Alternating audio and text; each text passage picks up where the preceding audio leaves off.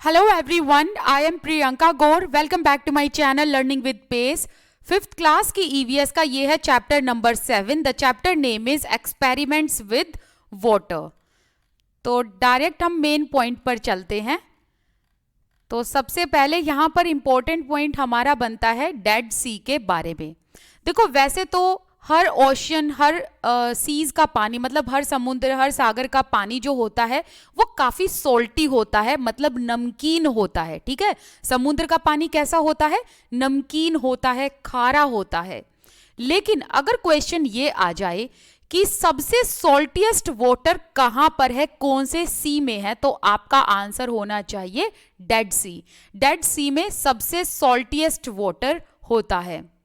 अब क्वेश्चन ये भी आ सकता है कि कितना नमकीन, कितना सॉल्टी वाटर होता है, तो उसमें आपको इस चीज पर टिक करना है कि भाई 1 लीटर ऑफ वाटर में आप 300 ग्राम ऑफ सॉल्ट निकाल सकते हो. तो देखो डेड सी वाटर जो है ये इतना सॉल्टी है, इतना नमकीन है कि इसके 1 लीटर ऑफ वाटर में आपको 300 ग्राम सॉल्ट मिल जाएगा. एंड ये टेस्ट करने में काफी बिटर होता है. सबसे बड़ी बात यह है कि अगर आप लोगों को स्विमिंग करनी भी नहीं आती ना, तो भी आप डेड सी में इस तरीके से फ्लोट करोगे. ठीक है, अगर किसी को स्विमिंग करनी नहीं आती तो भी वो डेड सी में डूबेगा नहीं, वो इस तरीके से फ्लोट करेगा. क्यों? क्योंकि जो वाटर है उसमें सॉल्ट की मात्रा ज्यादा है.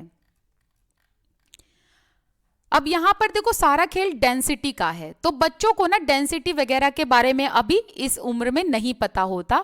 तो जैसे आप बच्चों से कुछ रीजन पूछोगे तो बच्चे कहेंगे कि शायद वाटर हैवी है, वाटर थिक है, क्योंकि अभी उनको डेंसिटी वर्ड का मतलब नहीं पता. तो उनसे एक्सपेक्ट नहीं करेंगे हम कि उनको डेंसिटी के बारे में बताना है, बल्कि उनके जो अलग अलग व्यूज होंगे, अलग अलग जो विचार होंगे बच्चों के, उनको हमने एक्सेप्ट करना है, ये सोचकर कि बच्चे अभी छोटे हैं. इसके अलावा बच्चों को अभी ये भी नहीं पता कि सॉल्युबल एंड इनसॉल्युबल चीजें कौन कौन सी होती हैं. तो हम उनको ऐसे एक्सपेरिमेंट करने को दे सकते हैं. एक्सपेरिमेंट करने के बाद बच्चे खुद बताएंगे कि सॉल्ट सॉल्युबल है कि नहीं है, सॉइल सॉल्युबल है कि नहीं है. तो बच्चों को हम इस तरीके से एक्सपेरिमेंट करने को देंगे एंड तब जाकर बच्चे खुद की ऑब्जर्वेशन से इस टेबल को फिल करेंगे और उनको पता चलेगा कि कौन सी चीज सॉल्युबल है एंड कौन सी चीज सॉल्युबल वाटर में नहीं है. यहां से इंपॉर्टेंट क्वेश्चन बनता है. देखो इस चैप्टर में ना एक तो क्वेश्चन बनता है डेड सी से एंड दूसरा बनता है यहाँ डांडी मार्च से. यहां से क्वेश्चन आने के पूरे चांसेस होते हैं. ये जो इंसिडेंस है डांडी मार्च, ये यात्रा किसने की थी? गांधी जी ने की थी. कब की थी? 1930 में. तब तक तो हमारा देश भी आजाद नहीं हुआ था, तो ब्रिटिशर्स ने हमको कंट्रोल कर रखा था. यहाँ पर ब्रिटिश कॉलोनीज थी क्योंकि उन्होंने हमें कॉलोनाइज किया हुआ था. ठीक है, तो देखो ब्रिटिशर्स ने क्या करा कि जो आम लोग हैं उनको ना सोल्ट बनाने के लिए अलाउंस नहीं था. दैट मीन्स हमारे यहाँ पर आम लोग सोल्ट नहीं बना सकते थे. इसके लिए ब्रिटिशर्स ने एक कानून पास कर दिया था. इसके अलावा सोल्ट पर हैवी टैक्स दिया जाता था. अब देखो सोल्ट क्या है? रोजमर्रा की चीज है ना. हम सोल्ट के बिना खाना नहीं बना सकते, खाना स्वाद नहीं लगेगा, है ना. सोल्ट ऐसी चीज है जो हमारे खाने में होनी ही होनी चाहिए, चाहे मिर्च ना हो, मसाले ना हो, कोई फर्क नहीं पड़ता, लेकिन सोल्ट जो है वो तो नेसेसरी पार्ट है, राइट. तो क्या हुआ कि ब्रिटिशर्स ने जब हमें कॉलोनाइज किया हुआ था तो इन्होंने कहा कि भारतीय लोग जितने भी हैं वो सोल्ट नहीं बनाएंगे. इसके अलावा ब्रिटिशर्स एक कानून भी लेकर आए सोल्ट के ऊपर और इन्होंने कहा कि सोल्ट पर हैवी टैक्स लगेगा. अब सोल्ट रोजमर्रा की चीज है, डेली यूज होने वाली चीज है, तो लोगों ने हैवी टैक्सेस पे करके सोल्ट खरीदा. लेकिन लोग ऐसा कब तक करते? इतना हैवी टैक्स कैसे पे करते सोल्ट पर?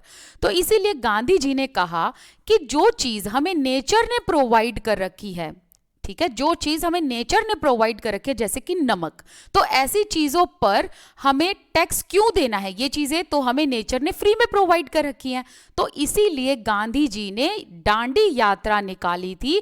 कहां से कहां तक? अहमदाबाद टू गुजरात. गुजरात में कहां पर? डांडी सी शोर पर. एंड वहां इन्होंने सोल्ट को लेकर जो कानून ब्रिटिशर्स ने बना रखा था उसके अगेंस्ट इन्होंने प्रोटेस्ट किया था. ठीक है, तो क्वेश्चन ये आ जाएगा कि दांडी मार्च कब हुआ था, 1930 में हुआ था। एंड इसके अलावा ये भी ध्यान रखना है कि ब्रिटिशर्स ने सोल्ट पर हैवी टैक्सेस लगा रखे थे।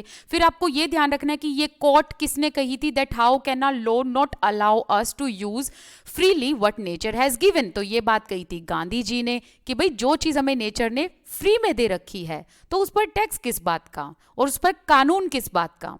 फिर आपको ये ध्यान रखना है गांधी जी ने जो ये यात्रा की थी, दांडी मार्च किया था, ये कहाँ से कहाँ तक किया था, अहमदाबाद से गुजरात, एंड गुजरात में कहाँ तक, दांडी सी शोर तक। एंड इन्होंने जो ब्रिटिश लॉ सोल्ट पर लगाया हुआ था उसके अगेंस्ट प्रोटेस्ट किया था।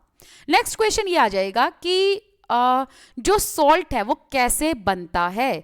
The sea water is collected in shallow beds dug in the sand, water is allowed to dried in the sun and after the water dries the salt remains on the ground. देखो इसका मतलब ये है कि जो समुद्र होता है ना उसके किनारे पर वाटर को कलेक्ट कर लिया जाता है, ठीक है। तो जैसे ये समुद्र है, इसके किनारे पर ऐसे वाटर कलेक्ट कर लिया, तो जो वाटर कलेक्ट करा है, जो सोल्टी वाटर है, उसमें से वाटर तो क्या हो जाएगा, इवेपोरेट हो जाएगा, ठीक है। वाटर क्या हो जाएगा, इवेपोरेट हो जाएगा। तो यहां पर फिर बच क्या जाएगा, सोल्ट बच जाएगा, नमक बच जाएगा। तो इसी तरीके से जो वाटर है वो जो है इवेपोरेट हो जाता है, वाटर ड्राई हो जाता है एंड सोल्ट बच जाता है। तो ऐसे ही ग्राउंड पे सोल्ट बन जाता है, प्रकृति की देन है ये। Children of this age cannot be expected to understand the concept of evaporation। देखो बच्चों को यहाँ पर water evaporation का concept नहीं समझ आएगा, but they can begin to think about it। लेकिन हमने फिर भी evaporation के बारे में बच्चों को बताना है ताकि बच्चे evaporation के बारे में सोचना शुरू कर दे। इसके अलावा दांडी यात्रा के कॉन्टेक्स्ट में आप स्ट्रगल फॉर इंडिपेंडेंस भी बता सकते हो कि किस तरीके से हम सब लोगों ने मिलकर ब्रिटिशर्स के अगेंस्ट आजादी की लड़ाई लड़ी थी। नेक्स्ट चैप्टर है chapter number 8 and the chapter name is a treat for mosquitoes. काफी इंपॉर्टेंट चैप्टर है ये और यहां से हर साल सीटेट में क्वेश्चन आते ही आते हैं। देखो मलेरिया आपको मच्छर काटने से होता है, ठीक है। एक तो इंपॉर्टेंट क्वेश्चन ये हो गया। देखो ये चीज आपको तो पता ही होगी लेकिन छोटे बच्चों को नहीं पता है ना, तो हमने उस हिसाब से ही अपनी प्रिपरेशन करनी है। तो मलेरिया मॉस्किटो के काटने से होता है एंड मलेरिया का पता लगाया जाता है ब्लड टेस्ट से। सो इस तरीके से आपका ब्लड टेस्ट लिया जाता है। तो जो ब्लड की 2-3 ड्रॉप है ना वो ऐसे ग्लास स्लाइड पर ले ली जाती हैं एंड देन इस ब्लड को माइक्रोस्कोप से ऑब्जर्व किया जाता है and under the minute observation ये पता लगाया जाता है कि मलेरिया हुआ है या नहीं हुआ है। इसके अलावा एक इंपॉर्टेंट क्वेश्चन डायरेक्ट ये आ जाएगा कि मलेरिया कौन से मच्छर के काटने से होता है। तो मलेरिया जो होता है वो फीमेल मॉस्किटो के द्वारा होता है जिसका नाम है एनोफिलिस। तो ये डायरेक्ट क्वेश्चन आ जाएगा, एनोफिलिस। ओके, एनोफिलिस किसका नाम है, एक फीमेल मॉस्किटो का, जिसकी वजह से मलेरिया होता है। माइक्रोस्कोप जो होता है ना वो हर चीज को 1000 गुना बड़ा दिखा देता है, ये चीज भी आपको ध्यान में रखनी है। तो माइक्रोस्कोप के थ्रू ब्लड को अच्छे से देखा जाता है, एग्जामिन किया जाता है एंड देन पता लगाया जाता है कि मलेरिया के जो पैरासाइट हैं वो हैं भी ब्लड में मौजूद या नहीं है। इसके अलावा एक इंपॉर्टेंट क्वेश्चन ये भी आ जाएगा कि जो मलेरिया है ना उसके सिम्टम क्या होते हैं। तो ठंड लगकर कपकपी के साथ बुखार, दैट मीन्स आपको ठंड लगती है एंड आपको जो है कपकपी होती है ठंड वाली। तो फीवर के साथ साथ आपको ठंड एंड ठंड की कपकपी होती है। तो ये किसके सिम्टम है, ये है मलेरिया के सिम्टम एंड आपके ब्लड सैंपल में मलेरिया पैरासाइट पाए जाते हैं। नेक्स्ट टॉपिक है मेडिसिन फॉर मलेरिया। मलेरिया के लिए हम कौन सी दवाई का यूज करते हैं। So from early times the dried and powdered bark of the cinchona tree was used to make medicine for malaria। देखो मलेरिया की जो दवाई है वो एक पेड़ की छाल से बनाई जाती है, उस छाल को सुखाया जाता है, फिर उसका पाउडर बनाया जाता है एंड देन उसकी मेडिसिन बनाई जाती है और फिर मलेरिया पेशेंट को वो दवाई दी जाती है। तो अब क्वेश्चन एग्जामिनर आपसे ये पूछेगा कि कौन से पेड़ की छाल को एज अ मेडिसिन यूज किया जाता है फॉर मलेरिया पेशेंट। तो आंसर में आपको देना है सिनकोना पेड़। कौन सा पेड़? सिनकोना। ठीक है, सिनकोना पेड़ की जो छाल है उससे दवाई बनाई जाती है फॉर मलेरिया। एंशिएंट टाइम पर लोग जो है इस पेड़ की छाल को पानी में उबालते थे, फिर उस पानी को छान कर पीते थे। लेकिन आज के टाइम पर सिनकोना पेड़ की जो बार्क है उसकी डायरेक्ट मेडिसिन मतलब डायरेक्ट टैबलेट बना दी जाती है। नेक्स्ट है एनीमिया क्या होता है। तो इसका आंसर है कि जब आपके ब्लड में आयरन की कमी हो जाए, लेस हीमोग्लोबिन हो, उसी को क्या कहते हैं? अनीमिया कहते हैं। तो ये डायरेक्ट क्वेश्चन एग्जामिनर आपसे पूछ लेगा। इसके अलावा आपको ना अनीमिया के टाइम पे वो चीजें खानी होती है जिसमें आयरन होता है, जैसे कि जैगरी मतलब गुड़, आंवला एंड ग्रीन लीफी वेजिटेबल, हरी पत्तेदार सब्जियां। जैगरी, आंवला, हरी पत्तेदार सब्जियां, ये तीनों नाम आपको ध्यान में रखने हैं। ये अनीमिया पेशेंट को दिए जाते हैं क्योंकि इनमें आयरन होता है। इसके अलावा आप बच्चों के आगे ब्लड रिपोर्ट भी दिखा सकते हैं। थोड़ा सा बच्चे क्या है ना कि रियल लाइफ सिचुएशन के साथ रिलेट कर पाते हैं। देखो अनीमिया के बारे में यहाँ एक रिपोर्ट बताई है कि किस तरीके से ये बात है कुछ 2007 की कि 1000 बच्चे जो है उनमें अनीमिया पाया गया था। अब क्वेश्चन जो है यहाँ से आएगा कि अनीमिया से होता क्या है। देखो अनीमिया ना आपकी फिजिकल एंड मेंटल दोनों हेल्थ पर बुरा असर डालता है। अगर अनीमिया है तो वो बच्चे की physical and mental health affect होती है, क्योंकि अगर आपके बॉडी में ब्लड कम होगा, अनीमिया होगा, तो बच्चा प्रॉपर्ली ग्रो नहीं कर पाएगा। इसके अलावा उसका जो एनर्जी लेवल है हमेशा कम रहेगा एंड इससे उसकी स्टडी पर भी अफेक्ट पड़ेगा। Anaemic children are also being given iron tablets. Anaemic बच्चों को जो है क्या दी जाती है? आयरन की टैबलेट दी जाती है। देखो आपका ना नॉर्मल रेंज क्या होना चाहिए हीमोग्लोबिन का? 12 to 16 ग्राम। तो अगर रिपोर्ट में देखें तो यहाँ पर जिसकी रिपोर्ट दिखाई गई है तो उसका कितना था? 8 ग्राम खून था। तो दैट मीन्स उसको अनीमिया है।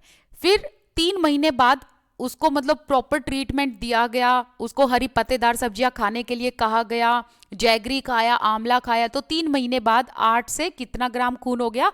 10.5 हो गया। लेकिन हमें इतना ध्यान रखना है कि 10.5 भी कम है।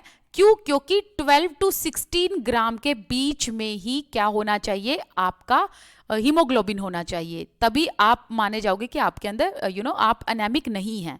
लेकिन अगर 12 to 16 ग्राम से नीचे है ना तो दैट मीन्स आप अनेमिक हैं। तो ये डायरेक्ट क्वेश्चन आ जाएगा।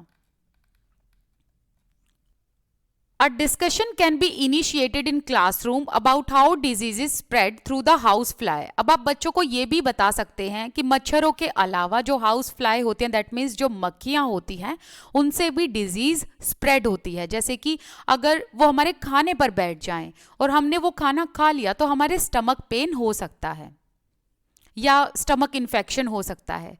ये बहुत इंपॉर्टेंट क्वेश्चन है कि मच्छरों से कौन कौन सी बीमारियां फैलती हैं। एक तो है मलेरिया, दूसरा है डेंगू, तीसरा है चिकनगुनिया। कई लोग इसे डेंगू भी कहते हैं बट इसका जो करेक्ट प्रोनाउंसिएशन है दैट इज डेंगू। तो देखो क्या क्या होता है, मच्छरों से कौन कौन सी बीमारियां स्प्रेड होती हैं? Malaria, dengue and chikungunya. इनसे बचने के लिए हमें क्या करना चाहिए? हमें अपने घर के आसपास पानी कलेक्ट नहीं होने देना चाहिए। जो गड्ढे हैं उनमें भी हमें पानी नहीं कलेक्ट होने देना चाहिए, बल्कि उन गड्ढों को हमने भर देना चाहिए। इसके अलावा keep the water pots. Water pots का मतलब जो पानी के बर्तन हैं एंड जो कूलर है एंड जो टैंक है उनको प्रॉपर्ली क्लीन करो एंड उनको हर वीक हमने क्लीन करना है। इसके अलावा हमें मच्छरदानी का यूज करना है which is called mosquito nets. इसके अलावा जहां पर पानी कलेक्ट है जिन प्लेसेस पर, उन पानी में आप थोड़ा सा केरोसिन छिड़क दोगे तो वहां पर मच्छर नहीं आएंगे, ठीक है। तो ये केरोसिन वाला पॉइंट इसमें मोस्ट इंपॉर्टेंट है, डायरेक्ट आ सकता है ये। इन चारों पॉइंट में से कुछ भी पॉइंट एग्जामिनर आपसे पूछ लेगा, ठीक है। यहां पर नैन्सी बताती है कि उसके घर के पीछे एक बहुत पुराना पॉट रखा था एंड उसमें ना काफी दिनों से पानी भरा हुआ था। तो नैन्सी बताती है कि उसने ये देखा उस पॉट में कि कुछ तैर रहा है। तो क्या तैर रहा था? Tiny thread like grey thing, that means कि ग्रे कलर की धागे जैसी कोई चीज तैर रही थी।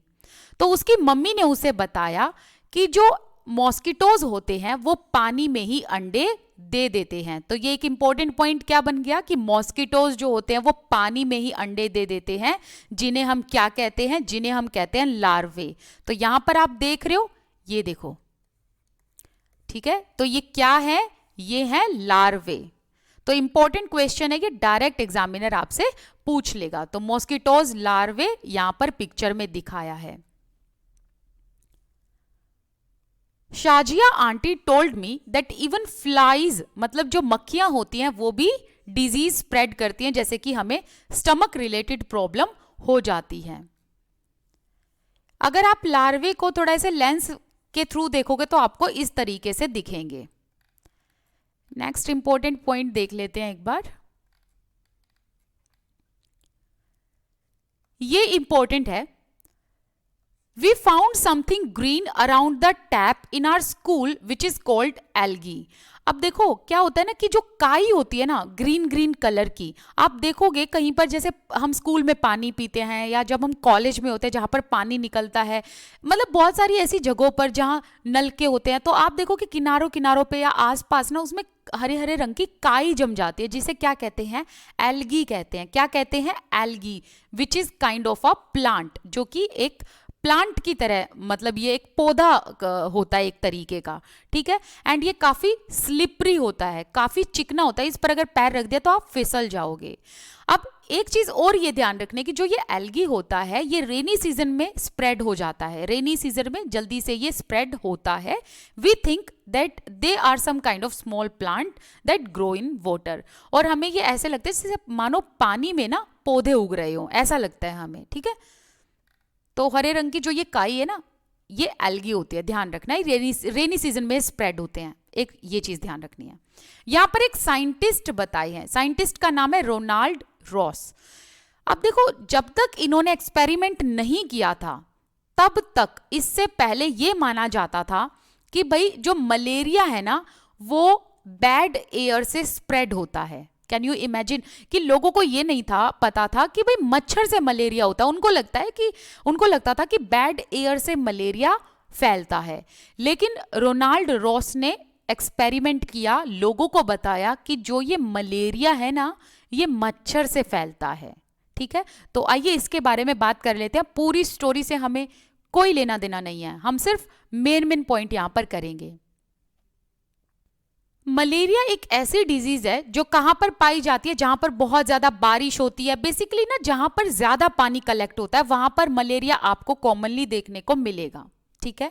लोगों का यह मानना होता था कि जो मलेरिया है वो बीमारी किससे होती है? पॉइजनस गैस से होती है, या फिर जो स्वैम्पी डर्टी एरियाज होते हैं एंड जो बैड एयर होती है उसी से मलेरिया होता है, ठीक है। फिर आगे रोनाल्ड रॉस के बारे में बताया है कि इन्होंने किस तरीके से जो है एक्सपेरिमेंट करने की कोशिश की, कहाँ से इनको इंस्पिरेशन मिली।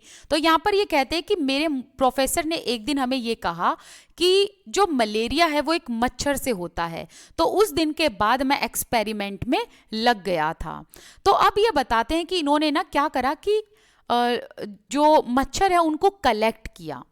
तो इन्होंने जब मच्छरों को कलेक्ट किया, अलग अलग इनको मच्छर दिखे, तो उसमें से इनको ना एक मच्छर ऐसा दिखा जिससे मलेरिया स्प्रेड होता है।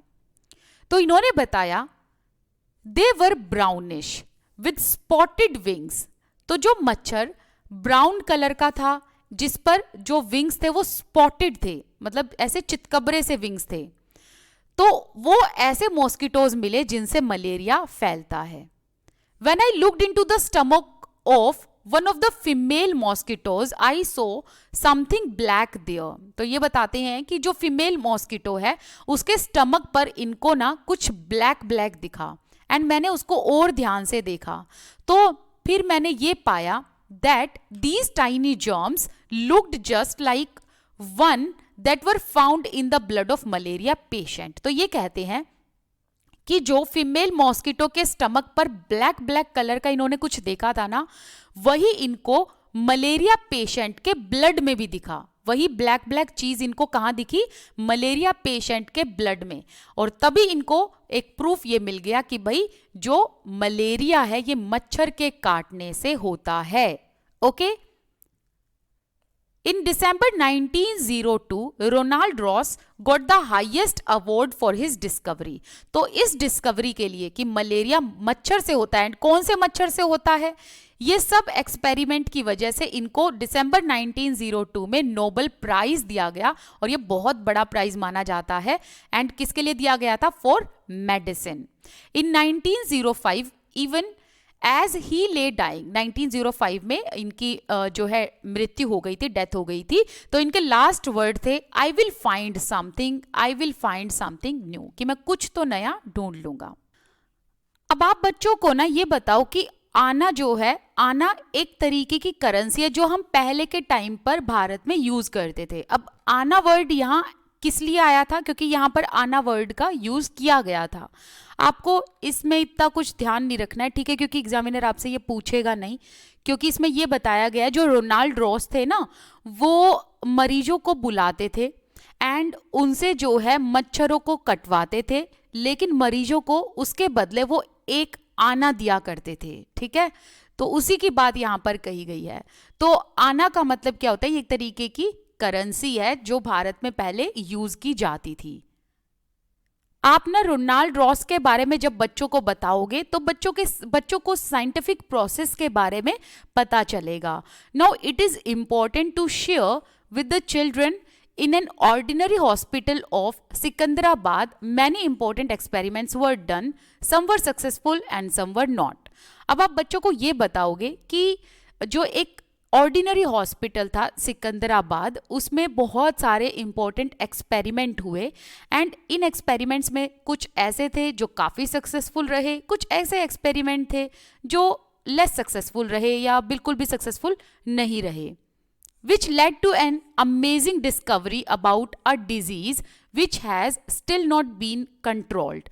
एंड हम बच्चों को ये भी बता सकते हैं कि मलेरिया का जो ये एक्सपेरिमेंट हुआ था ये सिकंदराबाद हॉस्पिटल में हुआ था, एंड इसी तरीके से इस हॉस्पिटल में जो कि एक ऑर्डिनरी हॉस्पिटल है, बहुत सारे ऐसे एक्सपेरिमेंट हुए एंड बहुत सारी डिजीज के बारे में हमें पता चला।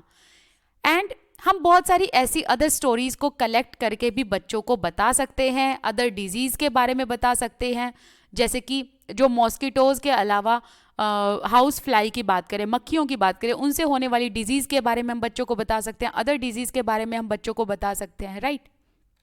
तो जितना भी इंपॉर्टेंट पार्ट था वो मैंने यहाँ पर आपको करा दिया है। कोई डाउट है तो कमेंट सेक्शन में लिखिएगा। चलिए मिलते हैं नेक्स्ट वीडियो में। Till then bye bye. Thank you so much for watching this video. Thank you.